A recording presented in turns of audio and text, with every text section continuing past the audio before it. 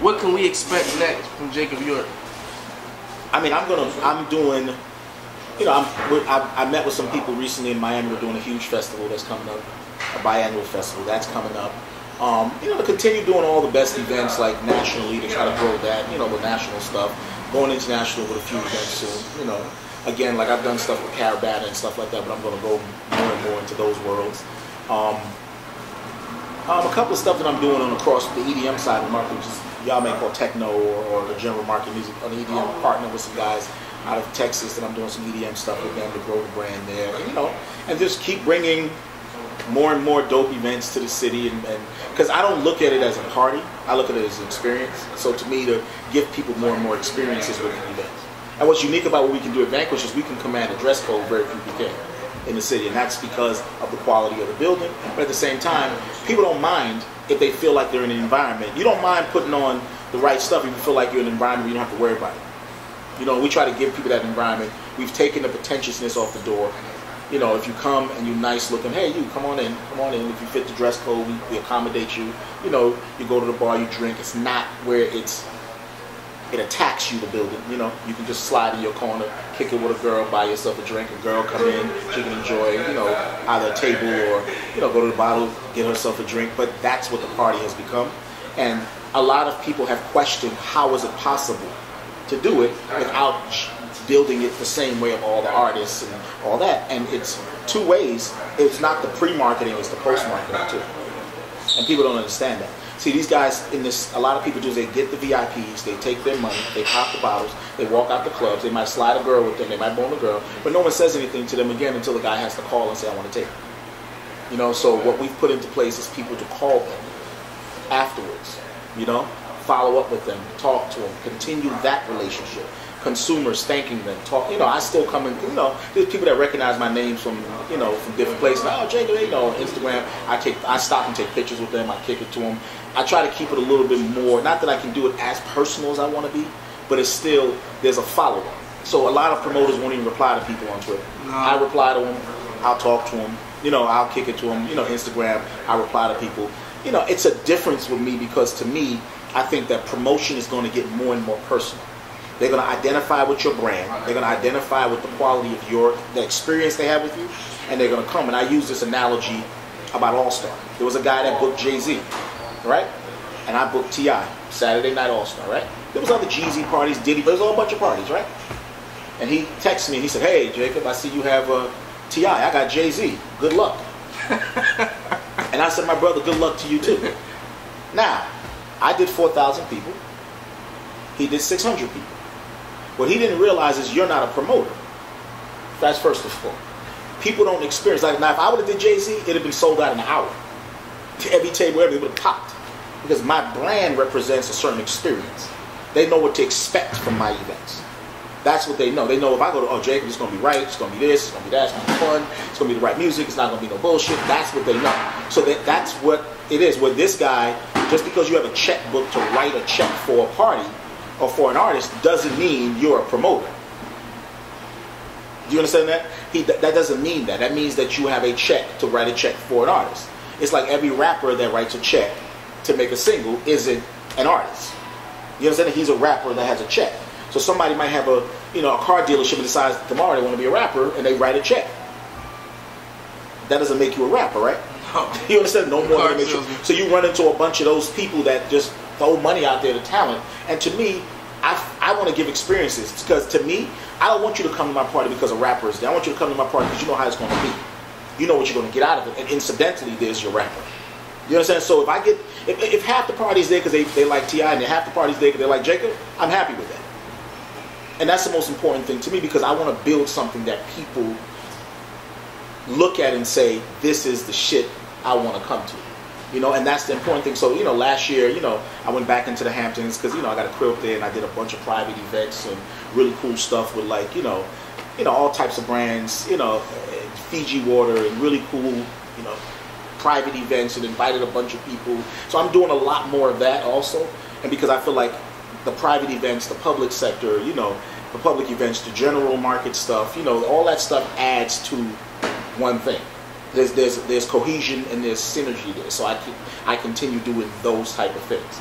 You know, and that's, you know, for Jacob York Presents as a company. You know, I mean, I have a film company, I have a bunch of other stuff, but being that this segment is on promoting, for that, that's what I'm rebuilding. Because for years, I never really cared about branding the company, because I come from a modest mom that said, you know, why brand it? It's cheesy. She felt it was cheesy to promote yourself.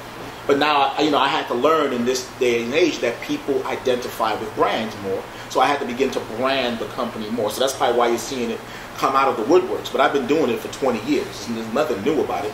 It's just I never really cared to brand my name. I wouldn't mind being behind you. You know what I'm saying? You can brand. I'll put up the money, get the talent, doing everything. I'll tell you how to promote it.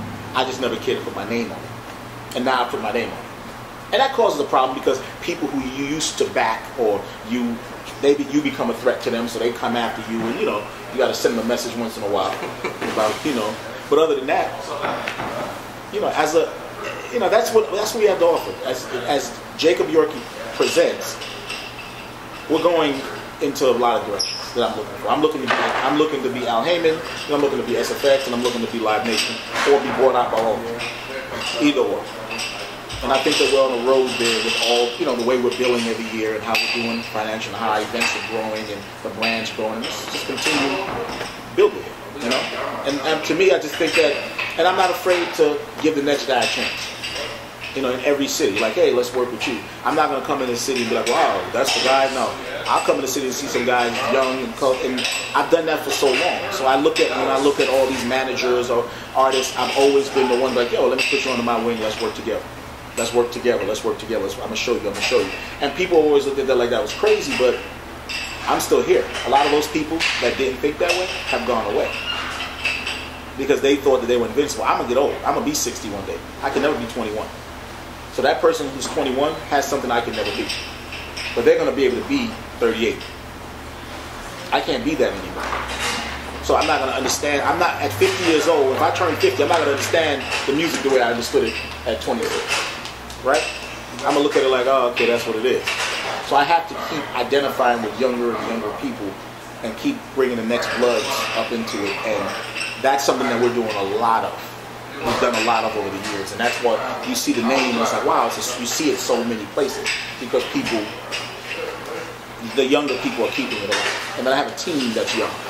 I keep younger people there, I keep older people there, so it's not just the same old 50 people, same 5 people for the rest of my life. It doesn't work that way. I bring in new blood all the time. So they come in, we sit in meetings, and it's not a dictatorship. It's, what do you think? What do you think?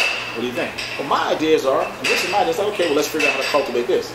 I'm the kind of guy that'll try it. If it don't work, I'll be like, well, we tried, it didn't work, right? Let's move on to the next thing. You know, the guy, you know, every successful thing, somebody took a chance with. That's how everything from Google, Apple, everything started with somebody just said, let me try it.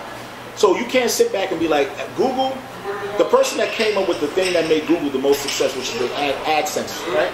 Was a random person who came up with it that made the company billions of dollars. Who turned around and tried something else and lost the company $100 million. And you know what people said? Why did you let her try it? Well, she came up with AdSense.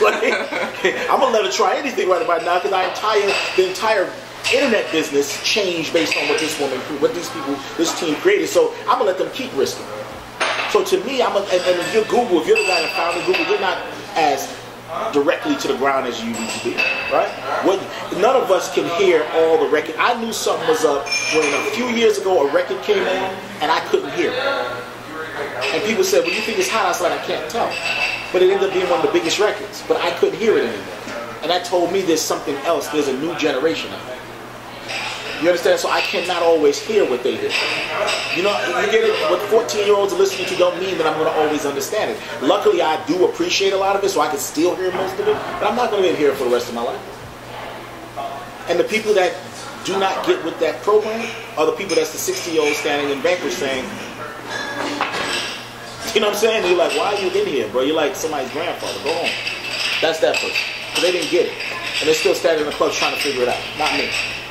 We're going into a lot of stuff, like all the stuff we're doing with social media, all the software that we've cultivated to do promotions. Like we've developed software in India that does really directed marketing and the way we go. People don't understand the way we attack the internet gives us such an advantage on everybody else.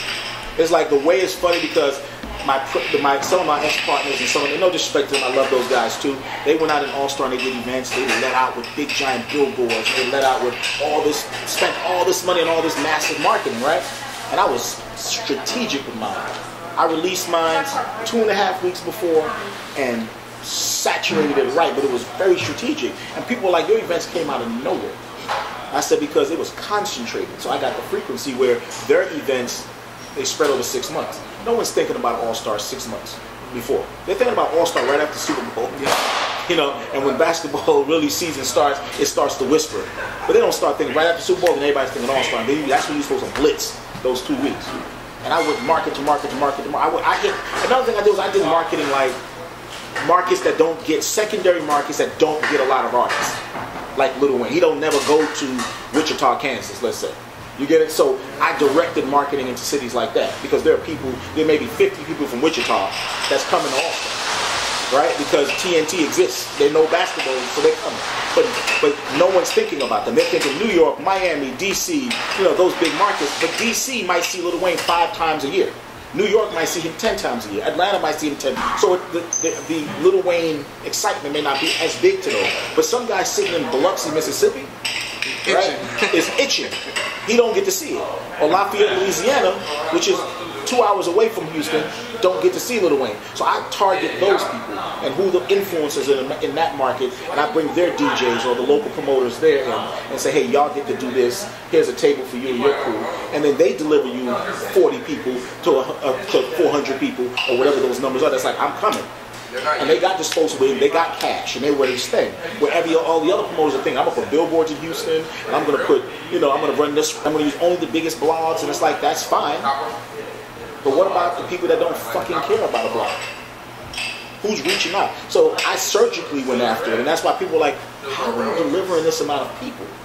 And I'm like, because it's all strategy too. I went after, I believe in I cannot be influential for the rest of my life unless I have people around me that are influential, that keep my brand going. You know, the guy that started Live Nation, nobody even gives a fuck. It's Live Nation that they fell into. They fell into the brand and all the new energy and the constant amount of talent that they're turning over and all those people. That keeps that brand alive. The nigga that invented Pepsi, the guy that invented Pepsi isn't still relevant. You know what I'm saying? What I mean by that, he's not still relevant, but the Pepsi brand exists now because there's new generation. So whether it's Michael Jackson endorsing it in 1998 or it's Britney Spears in 2000, Michael Jackson 83 or Britney Spears in 2000, whoever it is, it's the next generation of people adding to that brand. And that's what keeps the brand viral, my brand growing, because I keep introducing new people to it. And they keep introducing it to their workers. If people want to follow Jacob York or follow the Jacob York Presents brand, how would they go about doing so? Well, I mean, on Instagram, it's Jacob York Presents, or Jacob York. On Twitter, it's Jacob York, you know what I'm saying? Or you go to the website, www.jacobyorkpresents.com. Hip Hop since 1987, live in Atlanta at Vanquish Lounge. If you're ever in the Atlanta area, make sure you come and check this out. Thank you very much for your time today, sir. Always. Thank you very much. Shout my Hip Hop since 1987, niggas. Hip Hop since 1987.com.